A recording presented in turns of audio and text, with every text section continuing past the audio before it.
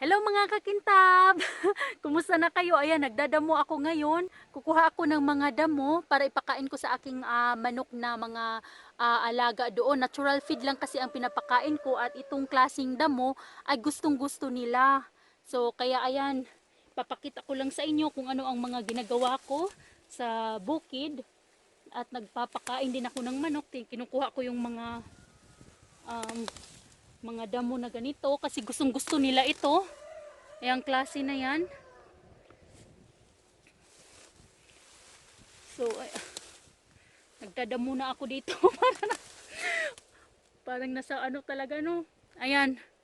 So, itong klaseng damo ang pinapakain ko sa aking alaga. At yung geese din, gustong gusto din to. Pero, yung geese ko kasi ay nasa labas. Pinalabas ng asawa ko, kaya ang papakainin ko yung mga manok. Kasi yung mga manok, every night time lang namin mga alas 6 binubuksan namin, tapos kumakain sila ng kahit ano, tapos bumabalik sa bahay nila. Kaso lang pag umaga hindi sila nakakain ng ganito, kaya binibigyan ko sila everyday ng damo na ganito. So ayan lang, to ganito lang ang ginagawa ko pag malamig na dito. 6 lang yung mga manok ko na malapit ng mangitlog, 6.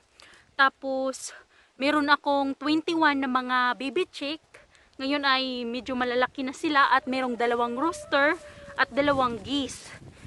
Yung namin, yung ducks namin na 4 nawala kasi kinain siguro. So ayan, kaya ito ipapakain ko to doon sa aking mga alaga.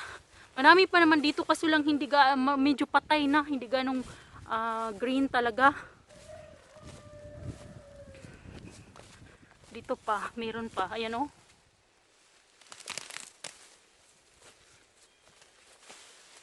Mahirap pag makahawak ka ng kamera tapos nagtatanggal ka ng mga damo, kaya ito lang muna ang dadalhin ko doon. Pero maramihan kasi ako magdala, pag ganun ba? So ito lang muna. So ayan,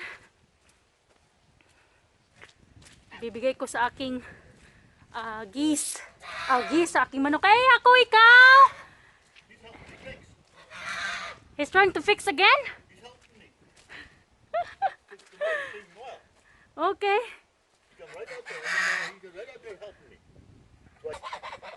Si hi, Sida. Hi. Hi. So ayan. Yan si ako at ikaw. Pasensya na kayo sa aming yard kasi sobrang kalat. Ayan, ayaw niyang kumain kasi nasa labas naman sila.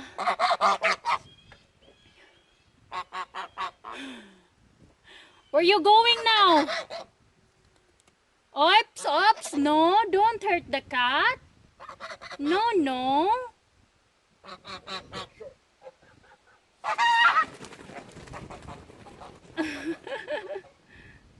Gone. So ayan, ibibigay ko na to doon sa aming mga manok.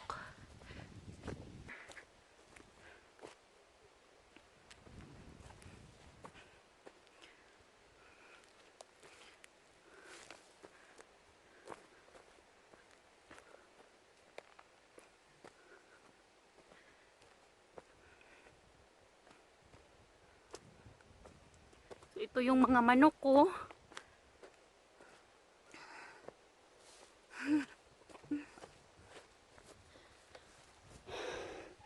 So yan. Yan yung mga manok ko. 6 sila. At ito ay nangitlog na kahapon, isa. Yung isa nangitlog, iwan ko lang kung sino yung nangitlog. Tapos nabasag yung itlog. Hindi siguro sila marunong kung saan mangitlog, kaya ayun, nabasag. So ang ginagawa ko lang, ilalagay ko dito, ito, ayan. Ito siya. Tapos ayan, ito, shake until mapunta siya sa loob. Hindi ko na binubuksan doon sa nila, pintuan. Pero ayan, kumakain na yan sila. Gustong gusto na nila yan. Ayan, oh. Kita ba? Klaro ba?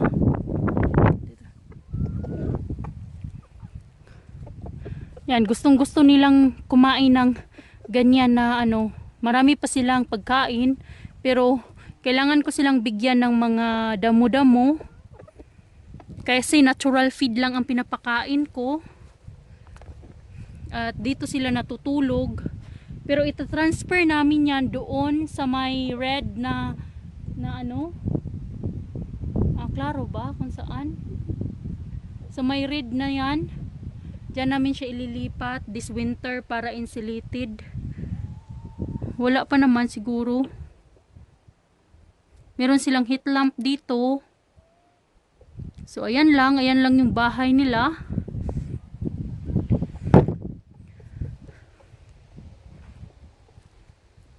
Quiet dito sa bukid. Ganito lang, ang daming dalawang rooster din nandoon. Sobrang kalat pa dito kasi hindi pa talaga na-arrange. At saka bagong yard, kaya ganito. Maputik, wala pang, kasi ipack down pa, linisan pa, ang dami pang lilinisan.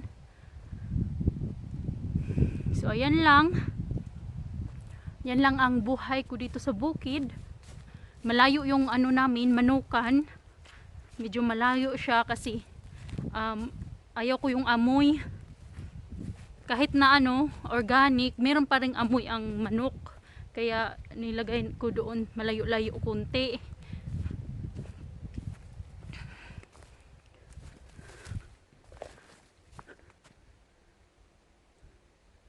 Naku po. Ang geese namin ay lumalangoy-langoy na. Buhay dito sa bukid. Sobrang putik kasi umulan kanina at kagabi. Bisitahin ko yung aking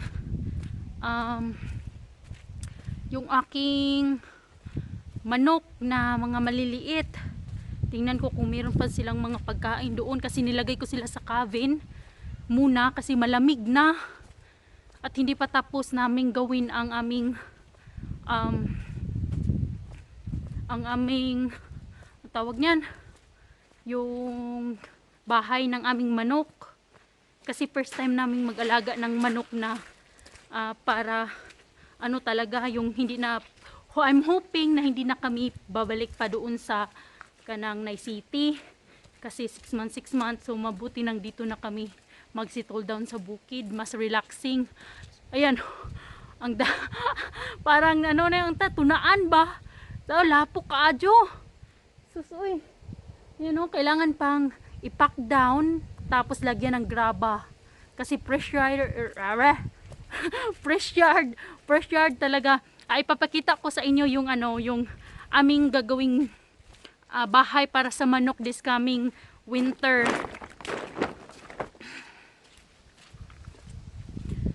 Yan yung cabin na nabili ko, manok din ang laman yan at saka tawag niyan, at saka yung aking mga halaman. Dito yung aking manukan na area. Yan siya. Diyan yung aking manukan. Ito talaga yung aking area para manukan. Tapos ito yung building. Kasi yung building na nabalik ko nung moving sale ay na ano na siya, na anong tawag niyan? Na sira. Kaya ito ang second option namin. Ipa-insulate namin to. Hindi pa siya insulated. So ayan siya. Bahay ng manok. So ito, kailangan pa ito tanggalin kasi lagyan namin ng insulation wall to wall, tapos lagyan ng heat lamp. So ayan na, ano na yan, ipapakita ko sa inyo pag matapos na lahat, tapos malipat na dito ang mga manok namin. Kasi ito medyo hindi klaro kasi madilim at saka itong ano to, plywood ay nasa in the way. Pero daanan to dito. Daanan. Tapos ito sa gilid, manukan at saka manok at saka manok. I-divide namin kung yung ano ba, hindi namin i-join together sa mga malalaking manok at saka yung sa maliliit. Baka kasi mabulid yung manok na maliliit. So ayan lang. Ayan lang ang aking buhay dito sa bukid. Maginaw na. Pasapa. Wala na. Ayan, so ano namin yan, lagyan ng fencing. First time naming mag-ano ng first time naming mag-alaga ng mga hayop na hindi na talaga i-butcher ba, hindi na talaga yung kailangan mong i-butcher. So ang aking manok na yung maliliit nandito sa cabin. Pasensyahan nyo na yung cabin ko kasi hindi pa talaga sila tapos, pero may heater na to. Ayan oh, ang heater ay mainit na dito, wood heater. At yung aking mga manok, ayan, yan yung aking mga manok. Pasok muna ako kasi lang ang dumi ng aking ano, pero madumi pa naman to dito. So okay lang din kasi tanggalin to namin, itong floor tatanggalin tapos lagyan ng tiles. Pero ang laman nito ay mga manok muna. Mga manok muna. Ano ba yan? Bakit ang dumi man, oy? So ayan yung aking mga doon sa gilid, doon sa gilid. Doon sa kabilang room ay ang aking mga halaman.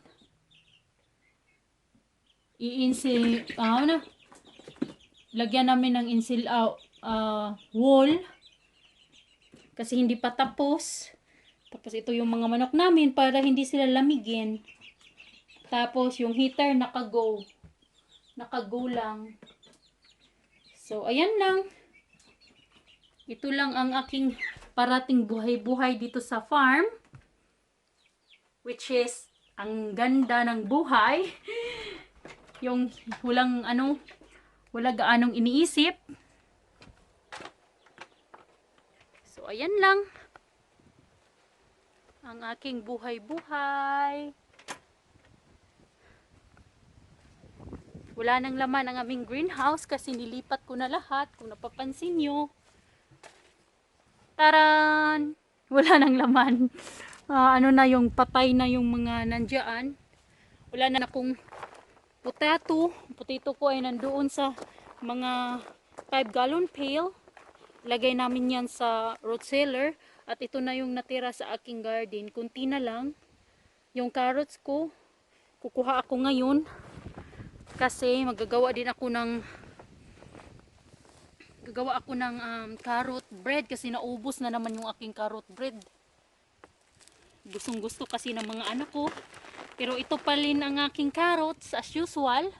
Maliit pa rin. Agoy, makatawa gadjud ko. Maliit pa rin. Imbis na seryoso ta, makatawa naman ko sa mga carrots. Ambot nga nang wala may tubo. Basta carrots na siya ha. Carrot. Uy, ito pwede na. Ayan, medyo malaki-laki to. Dapat ganito eh. Iwan ko ba bakit hindi tumubo lahat ng ganyan kalaki. Ayan oh, maliliit oh. Basa siya kasi umulan. So ayan, kukuha ako ng ilang peraso ng carrots. Ang aking namang wifey ay nandito. Wifey! And Kiao Kiao! Kiao Kiao! So ayan lang. Ang aking buhay-buhay sa bukid. Sobrang simple. Kuha ng mga pagkain na sa sa labas. So ayan lang, sakto na to isang carrot cake. Carrot bread. Para siya kasing carrot cake. Kaya nami-mention ko carrot cake. Pero hindi siya gaanong moist. Masarap siya at hindi gaanong matamis. Kaya para sa akin, parang carrot bread siya. So ayan. Ito yung aking lulutuin. Gagawing carrot bread. So wala na, winter na talaga soon. Kung napapansin nyo, ang mga dahon wala na. Dilaw na talaga. So ayan lang. Harvest ulit para magluto ng carrot cake. Thank you so much for watching. Bye!